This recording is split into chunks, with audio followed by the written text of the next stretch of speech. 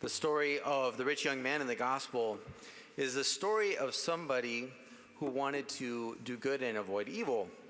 When he went to Christ, he wasn't tremendously impressed, with just hearing the commandments, because this was something with which he was already familiar.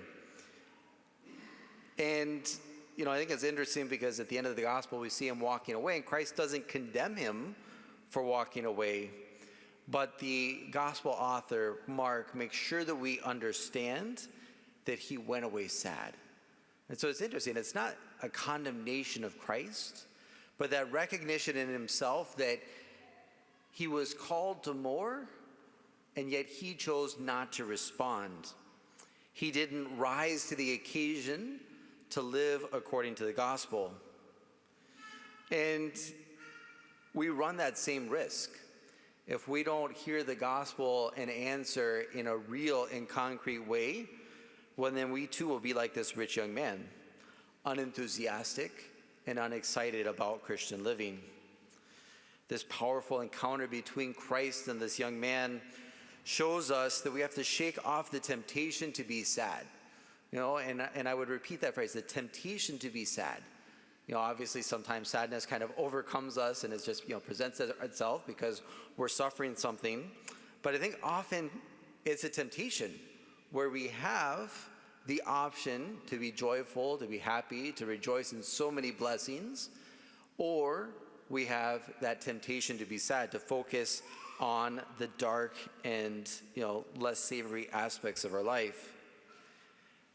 And we see something in this gospel as well that seems counterintuitive, because giving up everything to follow Christ is exciting and deeply satisfying. And that doesn't exactly match our expectations. And that's precisely the problem for the rich young man. He wants to hold on to his possessions, to his power, to his way of life, to his comfort. And he recognizes that means he's losing out on the greatest opportunity of his life. To follow Christ is to seek happiness in a very real and concrete way. And something that has marked Christians down through the centuries is precisely this joy.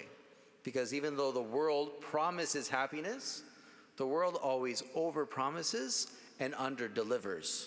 Whereas Christ talks to us about giving everything up, but then he delivers joy and happiness to our hearts.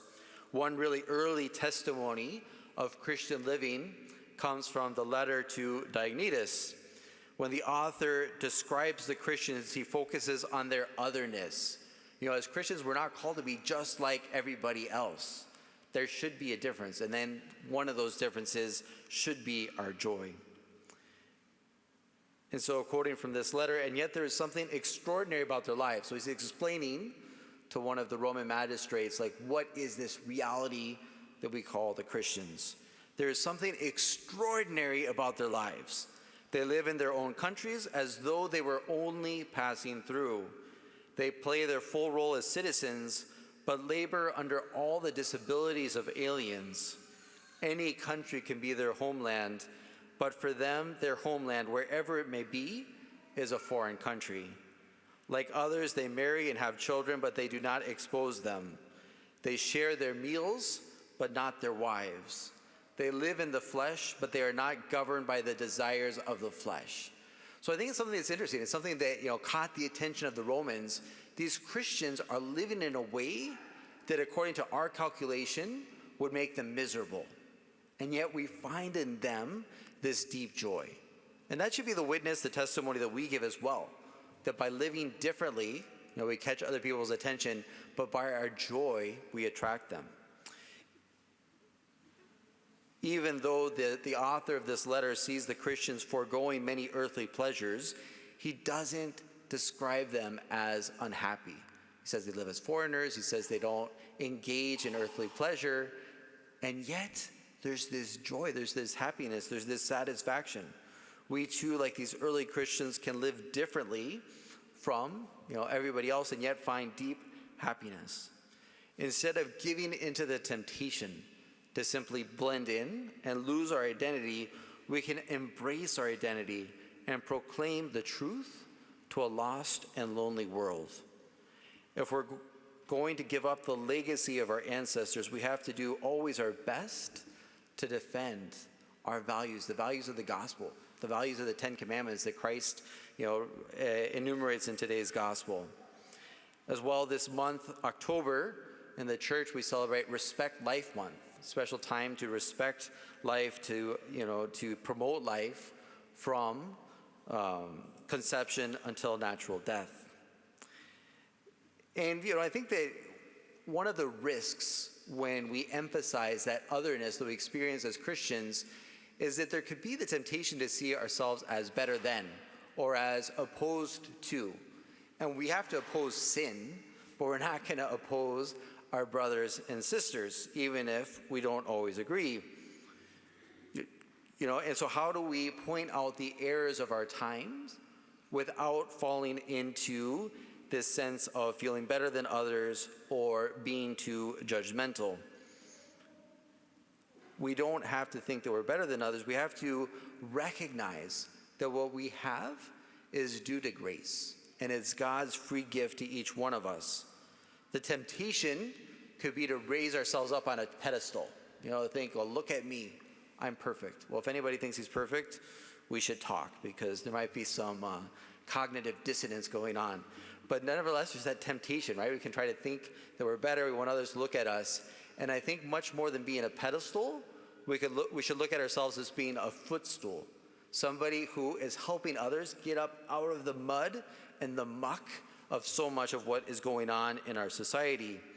And this is a great way of combating that temptation to pride, because we recognize it's not out of our own goodness, but out of the goodness of Christ that we're able to proclaim the truth and invite others to live in that truth, in that happiness, in that joy that we've found. We remind the world of the spiritual nature of reality that cannot be lost and cannot be ignored. So many people discuss moral issues in a merely deterministic and materialistic way. But God wants more than that. He wants us to wake up consciences. Quoting again from the letter to Diognetus, he says, to speak in general terms, we may say that the Christian is to the world what the soul is to the body. As the soul is present in every part of the body while remaining distinct from it, so Christians are found in all the cities of the world, but cannot be identified with the world. As the visible body contains the invisible soul, so Christians are seen living in the world, but their religious life remains unseen. I think it's a very interesting image to see Christians in the world as the soul to the body. And I think that's something we're all called to as well. Nowadays, you can't turn on the television or open your mail without being bombarded by political messages. And, I think that there's a great agreement that we're not called to politicize the church. And nevertheless, who we are as Christians, who we are as Catholics, should inform the way that we interact with our society. And so every election year, the bishops kind of renew a little bit their guidance for our consciences. They're not going to tell us who to vote for. They're not going to tell us what to vote for in most cases, unless there's some very clear issue sometime. But I want to just remind us a little bit about how our Catholic identity informs even the way that we exercise our civic duty of voting. So the bishops put out a document, Forming Consciences for Faithful Citizenship. So this is something they made several years ago, but then they renew the introduction. And I want to quote a little bit from there. And in this idea of being the soul to the body, Christians in the world, and of having that otherness, but that it's not an otherness of being judgmental, but an otherness of attracting others to the faith and the beauty and the joy that we have as Christians. So the bishops say we should stand out for our willingness to serve and our humility, following Christ as practical consequences in the way we think, speak, and act. We are called to promote good and oppose evil, and the same applies when we vote. Without telling us what to vote for or naming candidates, we're reminded to oppose evil when we carry out our civic duty. Some might be tempted, to say, yes, of course, we will be the ones who help by promoting good and opposing evil. But when confronted with so much good at risk and so much evil, it is a great challenge to avoid fear and anger. The threat of abortion remains our preeminent priority because it directly attacks our most vulnerable and voiceless brothers and sisters and destroys more than 1 million lives per year in our country alone. Other grave threats to the life and dignity of the human person include euthanasia, gun violence, terrorism, the death penalty, and human trafficking. There is also the redefinition of marriage and gender, threats to religious freedom at home and abroad, lack of justice for the poor, the suffering of migrants and refugees, wars and famines around the world, racism, the need for greater access to healthcare and education, care for our common home, and more, all threaten the dignity of the human person. So for me, I think this is a very challenging paragraph, and it's a paragraph where we look at these different aspects of Catholic social doctrine. We don't find a candidate, we don't find a party that lines up perfectly. But we are called in our conscience to weigh heavily the issues and to respond in a Christian way. And I would invite you to have a lot of hope, because I think that so often we can look at the situation of the world and be tempted to despair, to think that our country is lost, or the possibility of having a Christian influence is lost. But personally, I'm so filled with hope because I know that there are so many good men and women that are doing their best in order to follow Christ's teaching and carry that out in the way we interact with our own society. And we're called to be beacons of hope in a world that so often is lost, is desolate, is dark, and is alone. We want to promote good and avoid evil. And we can begin by standing up for the dignity of the human person and giving testimony with our lives. Because I truly feel that this is an opportunity for each one of us to have our own encounter, just like the rich young man with Jesus, where he comes and he says, "What must I do to be perfect?" And first he hears the commandments, and we can hear those commandments as well, and then have those enter into our hearts. But then, what more should I do? And so that's where Christ makes that total invitation to follow him.